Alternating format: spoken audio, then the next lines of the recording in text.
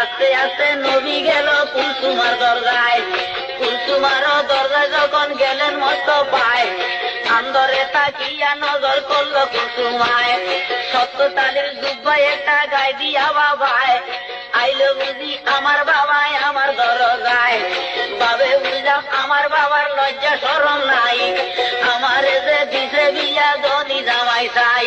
সিরা জামা গায়ে দিয়া আইলো দরজায়, লোকজনে দেখিলে আমার ইজ্জত বাঁচত নাই।